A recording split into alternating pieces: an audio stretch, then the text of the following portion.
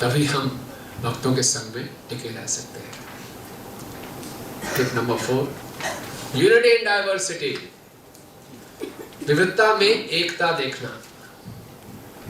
मैं अभी सारे रूल्स कवर कर रहा हूँ, आपके अंदर कोई प्रश्न है तो उसको रख लीजिए, 10 मिनट के बाद हम प्रश्न उत्तर कर लेंगे। विविधता में एकता, यूनिटी इन डाइवर्सिटी, है ना। तरह तरह के भक्त हम देखते हैं, अलग अलग बैकग्राउंड से आए हैं। एक घर में पहले, आजकल तो नहीं है, पहले 5-6 बच्चे होते थे, सबके अलग अलग नेचर होते थे, तो हर कोई उसको अप्रिशिएट करता था। और अब इस्कॉन इतना बड़ा परिवार है, प्रभुपाद वाला एक परिवार जिसमें पूरा विश्व समा सकता है, इसमें हर तरह तरह के भक्त हमें मिलेंगे। हम देखते हैं हमारे ब्रह्मचारी आश्रम में बड़ी वैरायटी होती है, कांग्रेगेशन में बहुत वैरायटी होती है, मतलब कि बड़ी मनोरंजक वैरायटीज होती है। हर एक का प्रसाद लेने का तरीका, हर एक के सोने का तरीका, नहाने का तरीका, बातचीत करने का तरीका बहुत मनोरंजक है। और आप देखेंगे एक ही मंदिर के अंदर अलग अलग भक्ति विषय में अलग अलग कल्च होता है, एक अलग मूड होता है, एक वैरायटी है। जैसा लीडर का होता है वैसे उसके मेंबर्स भी ऐसे होते हैं। दिल्ली एनसीआर में इतने मंदिर हैं, नोएडा में आप जाएंगे एक अलग आपको कल्चर दिखाई देगा, पंचायत में जाएंगे एक अलग आपको कल्चर दिखाई देगा, एक वैरायटी है। यूनिटी बेसिक प्रिंसिपल सेम है, लेकिन हर एक का भगवान को पसंद करने का एक अलग तरीका है, तो उसको हमें अप्रिशिएट करना चाहिए। कई बार हम क्या देखते हैं कि कोई अगर हमारे हिसाब से नहीं चल रहा तो वो कहते हैं वो डेविएट हो गया जी, है ना, उसको लेबल कर दो तो डेविएट हो गया। नहीं, उसको अप्रिशिएट करना चाहिए, एक वैरायटी है, लेकिन बेसिक प्रिंसिपल से डेविएट नहीं होना चाहिए। उसको जो प्रभुपाद ने दिए हैं उसको रखते हुए हमें यूनिटी को अप्रिशिएट, डाइवर्सिटी को अप्रिशिएट करना सीखना चाहिए, तभी हम भक्तों के संग को और अप्रिशिएट कर पाएंगे। Tip number 5, never give up association, ये गोल्डन रूल है। नहीं छोड़ने, नहीं छोड़ने, नहीं छोड़ने, कुछ भी हो जाए, क्योंकि जो भक्तों का संघ है बताया गया एक जेम पॉलिशर की तरह है। जेम्स को कैसे पॉलिश किया जाता है? आपस में रगड़ा जाता है, और जब आपस में रगड़ा जाता है तो जो रफ एजेस हैं वो स्मूथ होते हैं। इसी प्रकार से जब भक्ति में आते हैं तो भक्तों के संग में आते हैं, सेवा करते हैं, तो घर्षण होता है, फ्रिक्शन होगा ही होगा। तो आपस में जब रगड़ते हैं तो बड़ा कई बार दर्द होता है ना, ये क्या यहाँ से कोई रगड़ रहा है, यहाँ से कोई रगड़ रहा है, लेकिन वो मसाज हो रही है हमारी, हमें पॉलिश किया जा रहा है। तो कई बार क्या होता है, ये रगड़ाई हम सहन नहीं कर पाते, वो बोलते हैं बहुत हो गया यार, यहाँ तो बड़ी पॉलिटिक्स है, यहाँ तो पता नहीं क्या क्या है यार। यहाँ भी ऐसा होता है, अंदर भी ऐसा होता है, इससे अच्छा तो बाहर ही था, है ना। तो लोग भक्तों का संग छोड़ देते हैं। भक्तों का संग 2 तरीके से लोग छोड़ते हैं, एक सटल, एक ग्रॉस। सटल में क्या है कि रहेंगे, फिजिकली रहेंगे, लेकिन हृदय से एप्रिसिएशन छोड़ देंगे। ये सब ऐसे ही है यार, है ना, फॉर्मेलिटी के लिए आएंगे, एक कोने बैठे रहेंगे और बस, हृदय में कोई एप्रिसिएशन नहीं है भक्तों के लिए। मतलब वो भी भक्तों के संग को छोड़ने के समान है, अगर कोई हृदय में एप्रिसिएशन नहीं है। और ग्रॉस है कि बिल्कुल दूर ही चले गए, ये बेकार है यार, है ना, बहुत दुखमय स्थिति है। रामानंद राय से जब चैतन्य महाप्रभु ने पूछा इस संसार का सबसे बड़ा असह्य दुख क्या है, भक्तों के संग से दूर होना। तो कभी भी हम भक्तों के संग से दूर नहीं जाना। हो सकता है कि कुछ ऐसी परिस्थितियां हो जाएं जो हमारे लिए टॉलरेट करना बहुत मुश्किल हो, हमें बहुत कष्ट दे रहा है। उसके 2 कारण हो सकते हैं। एक कारण कि जो भक्त आसपास का वातावरण हमें समझ नहीं पा रहा, ऐसा भी हो सकता है। हमारा जो तरीका है भगवान को प्रसन्न करने का, उसको लोग अप्रिशिएट नहीं कर पा रहे। या दूसरा हो सकता है कि वास्तव में मेरे व्यवहार में कुछ कमी है जिसको मुझे सुधारना चाहिए। तो अगर आसपास का वातावरण मुझे को अप्रिशिएट नहीं कर पा रहा तो इसका बहुत बड़ा है, इसमें बहुत वैरायटी है। हम ऐसे वातावरण को ढूंढे जहाँ पे मैं अच्छे ढंग से सेवा कर सकता हूँ, और या फिर मुझे अगर अपने आप को इम्प्रूव करना है तो अपने आप को इम्प्रूव करूँ। किसी भी परिस्थिति में हमें भक्तों के संग को छोड़ना नहीं चाहिए। जब हम भक्तों के संग में नहीं होते तो क्या लगता है, जैसे हम अपना अनुभव बताते हैं कि हमने फुल टाइम जब ज्वाइन नहीं किया था, बाहर काम करते थे, अपनी गाड़ी थी, ऑफिस था, सेवा भी करते थे, काम भी करते थे, तो ऐसा लगता था कि हमसे बढ़कर कोई शुद्ध भक्त है नहीं। और आसपास लोग भी बड़ी तारीफ करते थे, आपको तो कहना क्या प्रभु जी, आप तो हर चीज़ में आगे हैं, आप अपना सब कुछ भगवान की सेवा में लगा रहे हैं, आप तो क्या क्या नहीं कर रहे हो, खुद को लगता है बिल्कुल ठीक समझा आपने मुझे। बिल्कुल ऐसी ही स्थिति है। और जब आए भक्तों के संग में और रहना शुरू किया तो बिल्कुल पर्दाफाश हो जाते हैं। हमारे अपने अनर्थ एक से बढ़कर एक सामने आते हैं, और जो सामने आते हैं देखने की इच्छा नहीं होती, मैं इतना गंदा हूँ। तो भक्त बिना हमसे पूछे एक सेवा करते हैं हमारी, हमें विनम्र बना देगी। हमने उनको बोला नहीं होता हमें विनम्र बनाओ। लेकिन भक्त बड़े दयालु होते हैं, वो दिखाते हैं अच्छा अपने को बहुत 30 मार्क का समझते आओ। और सेवा में अपने आप हमारे अनर्थ निकल के सामने आते हैं। इसलिए भक्तों के संग को घबरा के अवॉइड नहीं करना चाहिए, कूदना चाहिए और मिलकर सेवा करनी चाहिए, जिससे हम अपने अनर्थों को पहचान पाते हैं। इसलिए it's like a gem polisher. Okay, rule number 6, संग में हमेशा हमें बेनिफिट ऑफ डाउट देना चाहिए, है ना। ये फोटो किसकी है, पहचान गए वहाँ, बाली और सुग्रीव। किसने किसको बेनिफिट डाउट नहीं दिया था? बाली ने सुग्रीव। कथा आप जानते ही होंगे, बाली और सुग्रीव इकट्ठे पीछा कर रहे थे एक माय दानव का, और वो दानव एक गुफा में घुस गया। बाली पीछे पीछे चले गए गुफा के अंदर। 1 वर्ष तक सुग्रीव खड़े रहे बाहर। बाली ने बोल के गया था खड़े रहना जब तक मैं बाहर ना हो। सुग्रीव 1 वर्ष तक खड़े रहे। फिर उनको बहुत असुरों की चिल्लाने की आवाज़ आई और गुफा से खून निकलते हुए दिखाई दिया। तो सुग्रीव ने सोचा शायद बाली की हत्या हो गई, और ये कहीं मैं दानव बाहर ना आ जाए, तो उन्होंने उस गुफा के द्वार पे बहुत बड़ा पत्थर रख दिया और चले गए वापस, और खुद राजा बन गए। और कुछ दिनों के बाद जब बाली वापस आते हैं और देखते हैं सुग्रीव राजगद्दी पे बैठा है, तो उनको बहुत गुस्सा आता है। सुग्रीव नीचे आते हैं, उनके पैर पड़ जाते हैं, बड़े खुश हुई तुमसे मिला, वापस राज सिंहासन में बैठी। लेकिन बाली ने बोला नहीं, तुमने मुझसे गद्दारी की है, और उसके शत्रु बन गए थे। तो अगर हमारे भक्तों के बीच में कुछ मिसअंडरस्टैंडिंग होती है तो हमें बेनिफिट ऑफ डाउट देना चाहिए। हमें तुरंत किसी की इंटेंशन को डाउट नहीं करना चाहिए। प्रभु ये क्या लिस्ट में हमारा नाम क्यों नहीं आया? सबसे पहले मैंने पैसे जमा कराए थे, माता जी गलती हो गई, थोड़ा बाई चांस नाम स्किप हो गया, फाइल में गड़बड़ हो गई थी, पिछले साल भी ऐसा हुआ था। नहीं, आप हमेशा मेरे साथ ही ऐसा क्यों करते हैं? एकदम इंप्रेशन बना लेते हैं, और बात कहाँ की कहीं पहुंच जाती है। प्रभु जी हमारे साथ भेदभाव करते हैं। तो किसी की इंटेंशन में डाउट नहीं करना चाहिए। कई बार इतनी छोटी बात पे हो जाता है। अगर आप जल्दी में मंदिर से भाग के जा रहे हैं यहाँ पे, और किसी ने आपको प्रणाम कर दिया, आप देख नहीं पाए, तो कई तरह की बात मिलेंगे। ठीक है प्रभु जी कोई बात नहीं, क्या हो गया?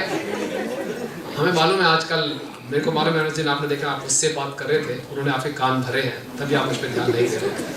अरे किसने कान भरे हैं मेरे? क्या तभी तो आपने मेरे को देखा भी नहीं प्रभु जी, मैं तो हमेशा आपको प्रणाम भी किया, आपने मेरे को देखे नहीं, क्या हो गया? तो सीधा ही हम डाउट करना शुरू कर देते हैं। हमारा मन हमेशा हमें नेगेटिव पिक्चर दिखाता है, और हम कहाँ के कहाँ ख्याली पुलाव लड़ते हैं, किधर का किधर पहुँच जाते हैं। मैंने अपनी प्रैक्टिकल देखा, जब मुझे किसी भक्त के पीछे ऐसे डाउट्स आते हैं, मैं कहाँ का कहाँ पहुँच जाता हूँ, और जब वास्तविकता सामने आती है बिल्कुल गलत होती है। कितने लोगों का ये अनुभव हुआ है?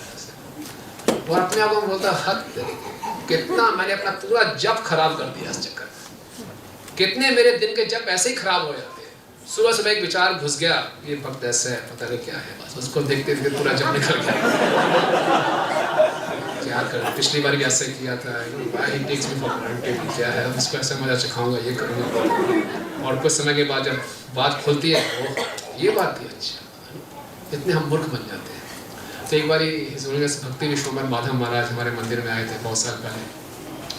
तो मैंने उनसे पूछा, महाराज आपके उत्साह का कारण क्या है, आप इतने उत्साहित कैसे रहते हैं? उन्होंने एक लाइन में उत्तर दिया, उन्होंने बोला, there is no utility in negativity.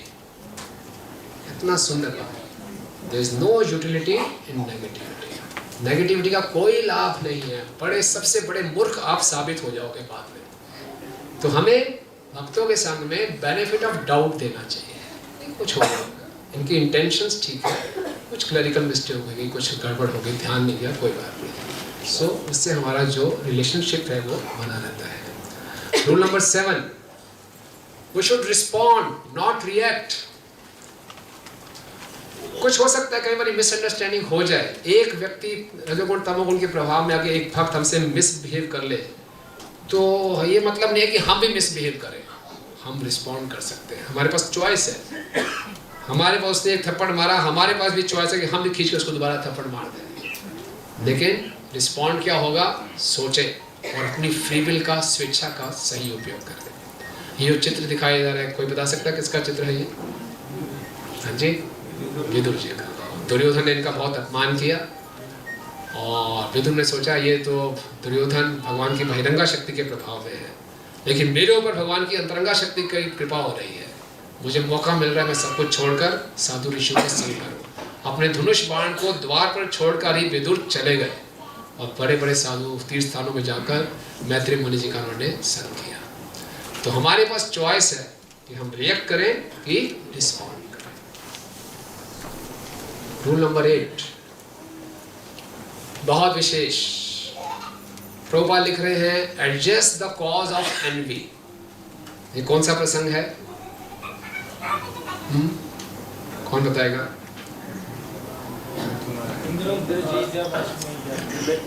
अश्वमेघ यज्ञ किए थे, 99 अश्वमेघ यज्ञ किए। हाँ जी, इंद्र और पृथु महाराज 100वें अश्वमेघ यज्ञ में बाधा डालने के लिए इंद्र बार बार आते थे सन्यासी बन के, और इस बार पृथु महाराज ने सोच लिया अब इनका वध करना है। तभी वहां ब्रह्मा जी प्रकट हुए और ब्रह्मा जी ने पृथु महाराज को बोला यज्ञ बंद कर दो।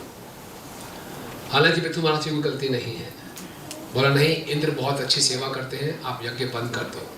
तो वहां प्रभुपाद जी तात्पर्य में लिख रहे हैं it is our duty to adjust the cause of envy for a higher mission. हम सबका मिशन एक है, प्रभुपाद को प्रसन्न करना। उस मिशन की सफलता के लिए हमारे हृदय में जो द्वेष है उसको हमें एडजस्ट करना चाहिए।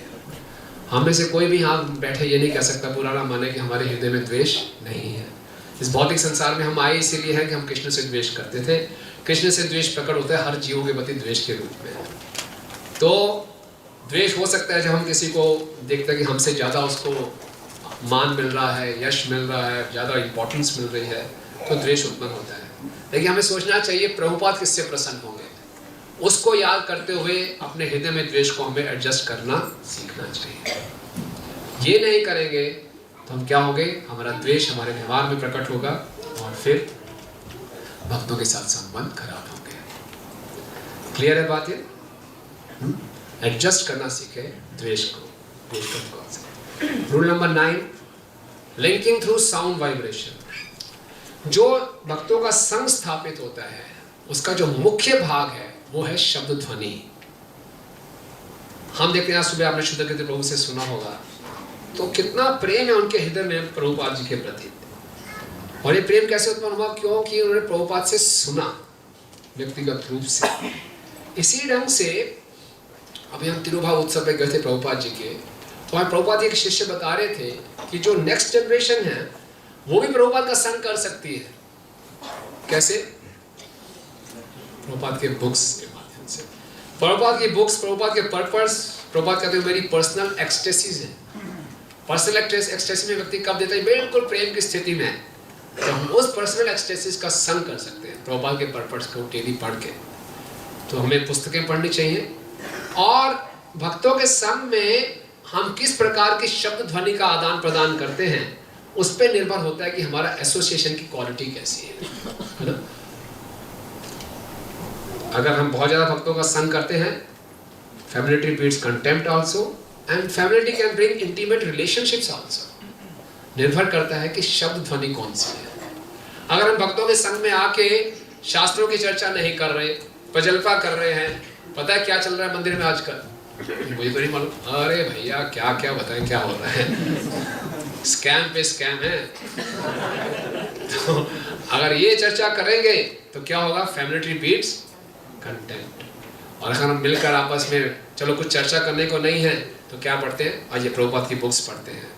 हम आपस में मिलकर चर्चा कर सकते हैं कैसे पुस्तक वितरण को बढ़ाएं, मैंने ऐसा किया, आप कहाँ गए, कैसे हम डीटी वर्शिप के स्टैंडर्ड्स को बढ़ा सकते हैं, कैसे हम माला के जप की क्वालिटी को बढ़ा सकते हैं। अगर ये चर्चा हो रही है तो हमारे संबंध और गहरे होंगे, और हमारे उल्टी सीधा प्रजल्पा हो रहा है तो संबंध खराब होंगे।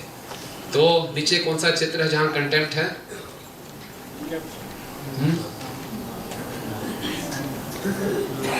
सांब, जो कि ब्राह्मणों को उन्होंने अपमान किया है ना।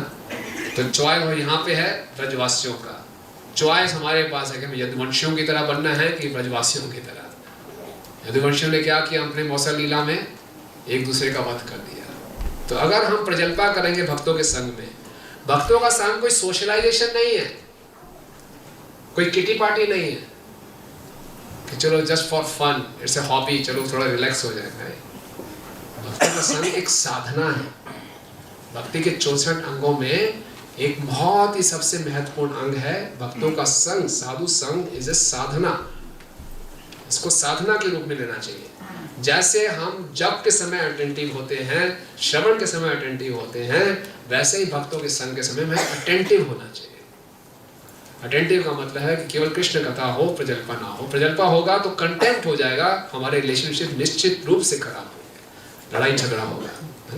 हमारे पिताजी कहा करते थे, बीमारी का जड़ खांसी, लड़ाई का जड़ हंसी। बीमारी शुरू होती है खांसी से, लड़ाई शुरू होती है हंसी मजाक से, प्रजल्पा से। तो ये ध्यान रखना चाहिए। Rule number 10, learn to appreciate and glorify. इसके लिए ट्रेनिंग की आवश्यकता होती है, फॉल्ट फाइंडिंग के लिए ट्रेनिंग की आवश्यकता नहीं। लर्न करना, सीखना पड़ेगा। अप्रिशिएट करें, किसी में अच्छे गुण को देखें। कोई व्यक्ति हमें कितना भी बुरा क्यों ना लगता हो, उसको अप्रिशिएट करना सीखें, उसको ग्लोरीफाई करें। और ग्लोरिफिकेशन और महत्वपूर्ण हो जाती है अगर उसकी एब्सेंस में ग्लोरीफाई करें।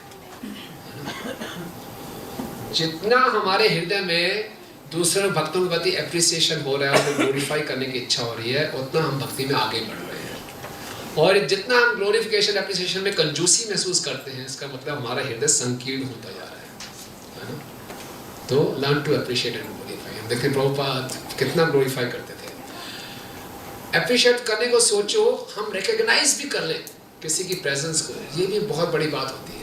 एक बार प्रभुपाद जीबीसी मीटिंग, अपने बड़े बड़े सन्यासियों के साथ मीटिंग करके जब बाहर निकले, तो बाहर गेट पे एक माताजी खड़ी थी अपने छोटे से बच्चे को लेकर। बड़े बड़े सन्यासी बड़ी टेंस मीटिंग के साथ सब निकल के सीधा प्रभुपाद वहाँ पे रुके। उस माताजी से पूछे, ओह योर बेबी, ओके। उसके सर पे हाथ फेरा, थोड़ा उससे पूछा और फिर आगे चले गए। माताजी को इतना अच्छा लगा कि प्रभुपाद जी ने मेरे बच्चे के सर पे हाथ रखा, कुछ मिनट रुक के मेरे से बातचीत की। और माता जी कह रही थी कि मैं उस समय अपने कृष्णा कॉन्शियसनेस में इतनी मुश्किलों से गुजर रही थी कि मैं सोच रही थी मैं छोड़ के चली जाऊँ। ये प्रभुपाद के इस व्यवहार ने मुझे रोक लिया। तो हर भक्त एक कुछ एप्रिसिएशन उसकी ह्यूमन नीड है, उसको हम अप्रिशिएट करना सीखें और उनको ग्लोरीफाई करें। उससे हमारा हृदय भी शुद्ध होता है और भगवान भी भक्तों के गुण सुन के प्रसन्न होता है। Rule number 11, 6 loving exchanges. आप वो श्लोक बहुत प्रसिद्ध है, जानते होंगे। कौन सुनाएगा वो श्लोक? यस ददाति प्रति गुह्यम आख्याति पृच्छते भुंक्ते भोजते चैव षड्विधि प्रतिलक्षणम। ददाति प्रतिगृह्णाति गुह्यम आख्याति पृच्छते। भक्त लोग सीखें एक दूसरे को कैसे उपहार देना है, एक दूसरे को प्रसादन पे बुलाएं, प्रसाद पाएं, और गुह्यम आख्याति पृच्छति, अपने हृदय की बात एक दूसरे से कहें। प्रभुपाद कहते हैं जो अपरिपक्व भक्त है वो परिपक्व भक्त से पूछता है, इमैच्योर डिवोटी मैच्योर डिवोटी से पूछता है, और मैच्योर डिवोटी उनको जवाब देता है। तो गुह्यम आख्याति पृच्छति बहुत आवश्यक है। हमें किसी भी प्रकार का कोई कंफ्यूजन है, कोई क्लैरिफिकेशन चाहिए, तो हम भक्तों से जाके उसको क्लैरिफाई करें, पूछें। ओके, ये बहुत सुंदर वाक्य है, कोई पढ़ेगा इसको? अंतरराष्ट्रीय कृष्ण भावनामृत संघ की स्थापना भक्तों के बीच इन 6 प्रकार के प्रेम के आदान प्रदान की सुविधा के लिए की गई है। कृष्ण भावनामृत संघ का जीवन सदस्यों के मध्य इन 6 प्रकार के प्रेम में विनिमय द्वारा पल्लवित हो रहा है। हाँ, बड़ी इंपॉर्टेंट लाइन है। हिंदी में इतनी पावरफुल नहीं लग रही, इंग्लिश में प्रभुपाद लिख रहे हैं, the life of Krishna conscious society is being nourished by this 6 loving exchanges. जो इस पूरी इस्कॉन सोसाइटी का जो जीवन है वो इस 6 प्रकार के भक्तों के बीच में आदान प्रदान से नरिश हो रहा है। तो इसलिए हमें आपस में 6 आदान प्रदान करने चाहिए। ओके, ये पूरा एक डिटेल सेशन है कि गिफ्ट कैसे देने चाहिए, कैसे स्वीकार करने चाहिए, कैसे गुह्यम आख्याति पृच्छति हो, कैसे प्रसाद पे बुलाना चाहिए, कैसे प्रसाद खिलाना चाहिए। ये अपने आप में बहुत डिटेल्स हैं, उसके ऊपर अलग से 2-3 घंटे चाहिए। अंतिम rule number 12, aspiring to be servant of the servant. ये जितने भी भक्तों के संघ का ये फाउंडेशन है। अगर हम भक्तों के संग में इस भावना से आ रहे हैं तो हमारा भगवत धाम जाना सुनिश्चित है। ये सारे के सारे चैतन्य महाप्रभु की फिलॉसफी का मूल आधार है।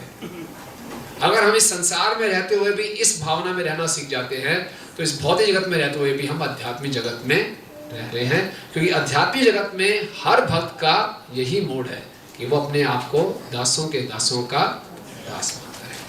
ये चित्र है उस लीला का जब जगन्नाथपुरी में जगन्नाथ जी का रथ बलगंडी पे रुक जाता है तो ये राजा प्रतापरुद्र एक साधारण वैष्णव का वेश धारण करके महाप्रभु के से मिलने जाते हैं, उनके चरणों की सेवा करते हैं, उनको गोपी गीत से प्रसिद्ध श्लोक सुनाते हैं। महाप्रभु बहुत प्रसन्न हो जाते हैं, उनका आलिंगन करते हैं और महाप्रभु उनसे पूछते हैं कि तुम कौन हो। राजा कहे आमी तोमार दासेर अनुदास भ्रतेर भ्रते कर यही मोर आश। जो प्रतापरुद्र राजा थे वो बहुत डेस्परेट थे महाप्रभु से मिलने के लिए और महाप्रभु हमेशा उनको अवॉइड करते थे, नहीं नहीं मैं किसी भौतिकवादी राजा से नहीं मिलूंगा।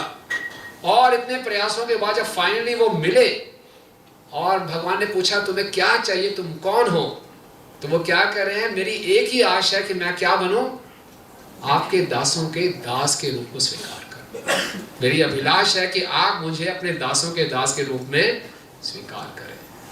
ये नहीं कह रहे कि आप मुझे आलिंगन कर ले, आपने आलिंगन कर लिया साहब मैं ये तो चाहता था आपसे मिलना, नहीं नहीं नहीं, मैं क्या चाहता हूँ आपके दासों का दास बनना चाहता हूँ। इसका पर्पट प्रभुपाद जी ने बहुत सुंदर दिया है। कोई पढ़ेगा पीछे से, लास्ट रोज में से कोई पढ़ना चाहेगा? Anyone please stand up and you can read the last rows. भक्त की सबसे बड़ी उपलब्धि यही है कि भगवान के दासों का दास बने। वस्तुतः किसी को भगवान का प्रत्यक्ष दास बनने की आकांक्षा नहीं करनी चाहिए, यह अच्छी बात नहीं है। जब प्रहलाद महाराज को नरसिंह देव ने वर दिया तो प्रहलाद ने सभी प्रकार के भौतिक वर अस्वीकार कर दिए, केवल यही प्रार्थना की कि भगवान के दासों के दास बने। इसी प्रकार जब देवताओं के कोषाध्यक्ष कुबेर ने ध्रुव महाराज के वर देना चाहा था तो ध्रुव चाहते तो असीम भौतिक वैभव मांग सकते थे, किंतु उन्होंने यही वर मांगा कि भगवान के दासों के दास बने रहें।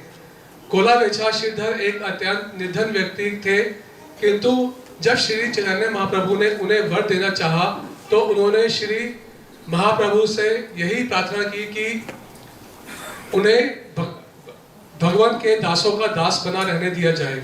निष्कर्ष यह है कि यही हमारी पूर्ण जो सबसे बड़ा वर है वो यही है कि हम क्या बने, हमारे पर सबसे बड़ी कृपा कौन सी है? सबसे बड़ी कृपा क्या है? भक्तों का संग। और भक्तों के संग में रहने की सबसे बड़ी अभिलाषा क्या होनी चाहिए? दासों के दास। जब इस भाव में हम रहेंगे तो हम भगवान की सर्वोत्तम कृपा का पूरा लाभ उठा पाएंगे। दासों के भाव में अगर हम वरिष्ठ भक्त की स्थिति में हैं, अगर हम सीनियर भक्त हैं, इस पोजीशन में हैं, तब भी हम दासों के दास हैं। जो गुरु हैं वो सबसे बड़े दास हैं, वो अपने हर शिष्यों की सेवा कर रहे हैं। सेवा करने का तरीका बदल जाता है लेकिन है वो सेवा है। अगर हम जूनियर की पोजीशन है तब भी दासों के दास हैं, अगर हम आपस में इक्वल भक्तों से मिल रहे हैं तब भी दासों के दास के भाव में रहें। सीनियर जूनियर इक्वल, हर स्थिति में हमें इस भाव में रहना है कि दासों के दासों का दास। कैसे इस क्षण में, इस परिस्थिति में, इस भक्त की मैं कैसे सेवा कर सकता हूँ। किसी भक्त को हमें करेक्ट करना है, इस परिस्थिति में मैं कैसे इसको करेक्ट करूँ कि भक्ति में आगे बढ़े। किसी भक्त को उत्साहित करना है, किसी भक्त की मदद करनी है। हर परिस्थिति को इस ढंग से देखना चाहिए कि मैं दासों के रूप में रह कर कैसे इसको आगे भक्ति में आगे बढ़ा सकता हूँ। तो ये मुख्यतः बात है।